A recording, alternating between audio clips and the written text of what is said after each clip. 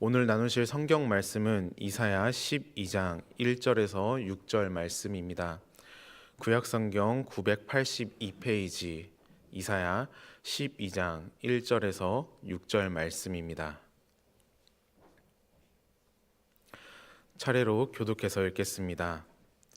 그날에 내가 말하기를 여호와여 주께서 전에는 내게 노하셨사오나 이제는 주의 진노가 돌아섰고 또 주께서 나를 아니하시오니 내가 주께 감사하겠나이다 할 것이니라. 보라 하나님은 나의 구원이시라.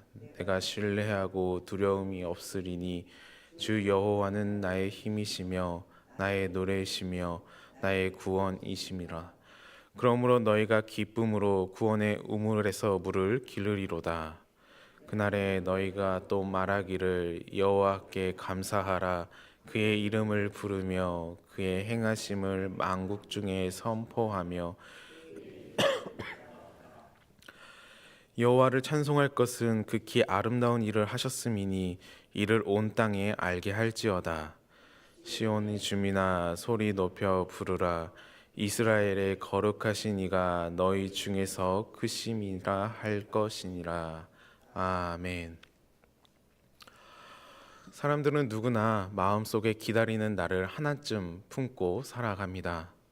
군인들은 제대하는 날을 기다리고 사랑하는 두 사람에게는 결혼의 날이, 생명을 품은 부모에게는 아이와의 만남의 날을 마음속에 품고 살아갑니다. 교우님들은 마음속에 어떤 그 날을 품고 살아가고 계십니까?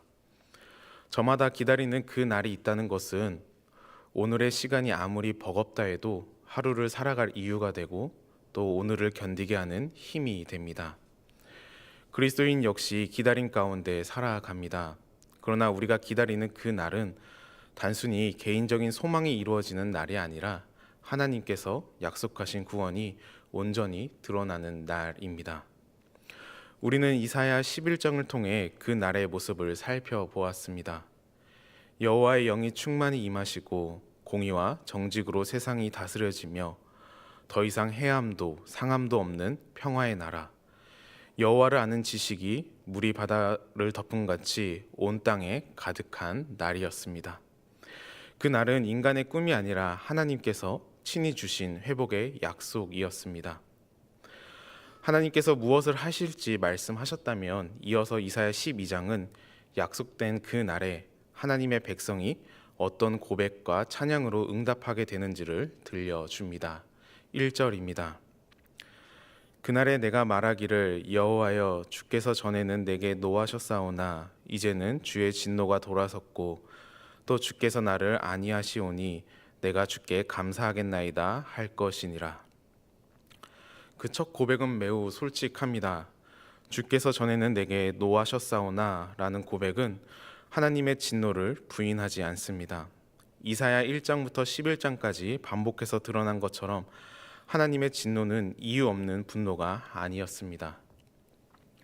백성들은 하나님을 떠났고 하나님을 의지하지 않았으며 눈에 보이는 힘과 우상을 붙들었습니다. 그러나 하나님은 자기 백성을 포기하지 않으셨습니다. 그래서 이 고백은 하나님의 진노로 끝나는 것이 아니라 진노가 그치고 오히려 위로가 임했음을 고백합니다. 하나님께서 노하셨던 바로 그 자리에서 이제는 자기 백성을 안위하십니다. 그래서 이 모든 고백은 자연스럽게 감사로 이어집니다. 1절이 구원에 대한 감사의 고백이라면 2절은 그 고백이 어디에서부터 비롯되었는지를 보여줍니다. 2절입니다. 보라 하나님은 나의 구원이시라. 내가 신뢰하고 두려움이 없으리니 주 여호와는 나의 힘이시며 나의 노래시며 나의 구원이심이라. 이 고백은 매우 단호합니다. 하나님 외에 다른 구원이 없다는 고백입니다. 과거 유다는 위기 앞에서 하나님을 온전히 신뢰하지 못했습니다. 눈에 보이는 힘을 붙들었고 아람과 북이스라엘의 침략 앞에서도 결국 아수르를 의지했습니다. 그러나 그 선택은 자신들을 구원하는 것이 아니라 결국 포로로 이어지는 길이 되었고 이후 다가오게 될 포로의 시간을 통해 유다는 비로소 분명히 깨닫게 됩니다. 이 세상의 그 어떤 것도 자신들의 구원이 될 수 없고 오직 하나님만이 참된 구원이셨다는 사실을 말입니다. 그래서 이어지는 고백은 이렇습니다. 내가 의뢰하고 두려움이 없으리니. 여기서 의뢰한다라는 말은 단순히 마음으로 동의한다라는 의미가 아닙니다. 내 삶의 주도권을 하나님께 맡긴다라는 뜻입니다. 성경이 반복해서 보여주는 원리는 분명합니다. 하나님을 신뢰하지 않으면 우리는 다른 것들을 두려워하게 되고 하나님을 온전히 의뢰할 때 그 두려움은 힘을 잃게 됩니다. 두려움이 사라지는 이유는 내가 더 강해졌기 때문이 아니라 내 삶이 누구의 손에 붙들려 있는지를 분명하게 알게 되었기 때문입니다. 이어서 이사야는 이렇게 고백합니다. 주 여호와는 나의 힘이시며 나의 노래시며 나의 구원이심이라. 이 고백은 하나님이 주시는 힘이 아니라 하나님 자신이 나의 힘이라는 고백입니다. 하나님에 대해 노래한다는 말이 아니라 하나님이 나의 노래라는 고백입니다. 어떤 구원의 경험을 말하는 것이 아니라 하나님이 나의 구원이시다라는 고백입니다. 이 고백은 출애굽기 15장에서 모세와 이스라엘 백성이 홍해를 건넌 후 불렀던 노래를 다시 불러온 고백입니다. 하나님께서 과거의 조상들을 구원하셨던 것처럼 이제 다시 그 백성을 구원하실 것을 확신하며 같이 노래를 부르는 것입니다. 이는 하나님께서 과거에 행하신 구원이 지금도 그리고 앞으로도 계속될 것이라는 믿음의 고백입니다. 하나님의 구원은 우리를 강하고 대단한 존재로 만드는 데 있지 않습니다. 우리가 능력 있는 사람이 되어서 더 많은 것을 가지게 되어서 두려움을 이기는 것도 아닙니다. 우리가 두려움을 극복하게 되는 유일한 이유는 지금 내가 누구와 함께 있고 내 삶이 누구의 손에 붙들려 있는지를 깨닫고 그분을 신뢰하게 되기 때문입니다. 그래서 하나님의 구원 역사는 언제나 하나님을 신뢰하게 만들고 그 신뢰를 통해 두려움을 이기게 합니다. 그리고 이 고백 위에 구원의 하나님을 경험한 백성은 어떤 기쁨을 누리게 되는지 3절을 통해 증거합니다. 3절입니다. 그러므로 너희가 기쁨으로 구원의 우물에서 물을 기르리로다. 본문은 기쁨으로 구원의 우물에서 물을 깃게 될 것이라고 증거합니다. 팔레스타인 땅은 매우 건조한 지역이었기 때문에 물은 생명과 직결된 가장 귀한 자원이었습니다. 그래서 성경에서 물은 자주 구원의 상징으로 사용됩니다. 그런데 본문에서 구원의 물이 아니라 우물로 비유합니다. 이는 구원 사건 자체만을 말하는 것이 아니라 그 구원으로부터 계속 흘러나오는 생명과 풍성함을 가리킵니다. 구원은 한 번 건짐을 받고 끝나는 사건이 아닙니다. 하나님과의 관계 안에서 살아가며 그분이 주시는 생명과 풍성함을 계속해서 누리는 삶입니다. 3절은 바로 그 삶을 기쁨으로 우물에서 물을 깃는 모습으로 보여줍니다. 출애굽의 여정을 떠올려 보면 홍해를 건넌 이후에도 하나님은 광야길에서 이스라엘 백성에게 계속해서 생명을 공급하시는 분이었습니다. 이제 이 기쁨은 더 이상 개인에게만 머물지 않습니다. 3절까지가 구원의 기쁨을 누리는 삶이었다면 4절부터는 그 기쁨이 감사와 증언으로 흘러가는 삶으로 이어집니다. 4절에서 5절입니다. 그날에 너희가 또 말하기를 여호와께 감사하라. 그의 이름을 부르며 그의 행하심을 만국 중에 선포하며 그의 이름이 높다 하라. 여호와를 찬송할 것은 극히 아름다운 일을 하셨음이니 이를 온 땅에 알게 할지어다. 1절에서는 내가 말하기를로 시작했지만 4절에 이르며 너희가로 바뀝니다. 이는 구원의 고백이 한 사람의 고백에 머물지 않고 회복된 공동체의 고백으로 확장되었음을 보여줍니다.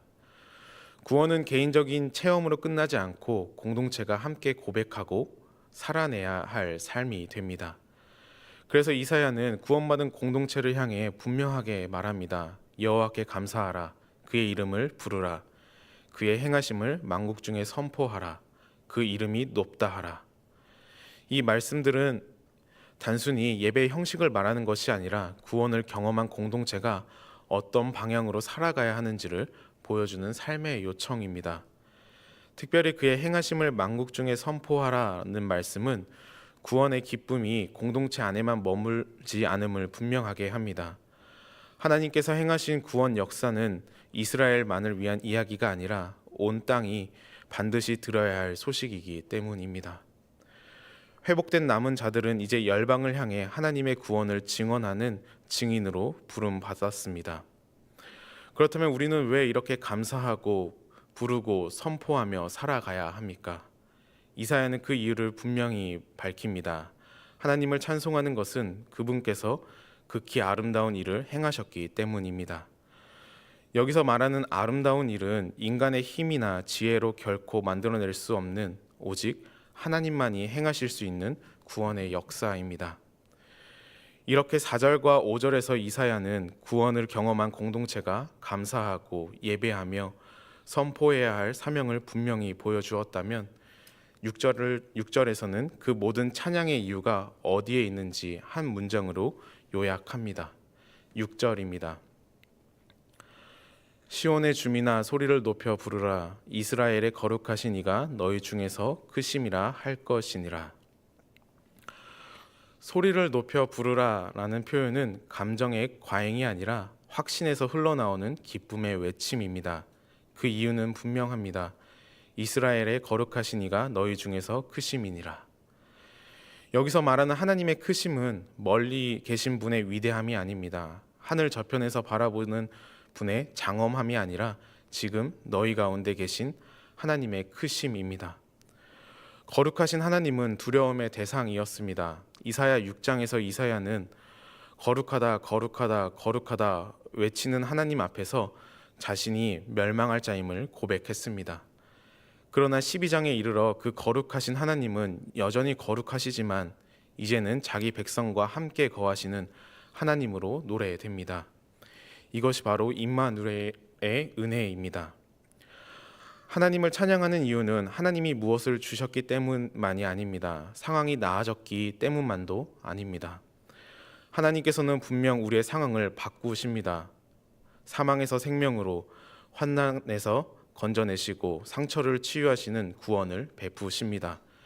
그러나 하나님의 구원은 거기서 멈추지 않습니다. 구원하신 하나님이 오늘도 우리를 홀로 두지 않으시고 우리 가운데 계시기 때문입니다. 그리고 그 하나님과 함께 살아간다는 사실은 우리의 정체성을 분명히 합니다. 우리는 이미 하나님의 사랑 안에 있는 자녀들입니다. 그래서 하나님을 복받는 삶은 억지로 흉내내는 것이 아니라 받은 사랑에 대한 자연스러운 반응입니다. 그러므로 오늘 하루를 살아가는 우리의 태도도 분명해집니다. 내가 처한 상황이 어떠하든지, 내가 느끼는 감정이 어떠하든지 하나님을 신뢰하며 살아가는 것입니다. 어둠에 머물며 예전의 방식으로 살아가는 것이 아니라 빛의 단어답게 살아가는 것입니다. 말과 행동, 관계와 선택 속에서 나 자신을 드러내기보다 그리스도의 사랑이 드러나도록 선택하며 살아가는 것입니다. 그렇게 오늘 하루도 우리 가운데 계신 하나님을 신뢰하며 구원의 은혜의 반응으로 주님께 잡힌 바 된 그것을 잡으려고 달려가는 저와 교우님들이 되시기를 축원합니다. 기도하시겠습니다.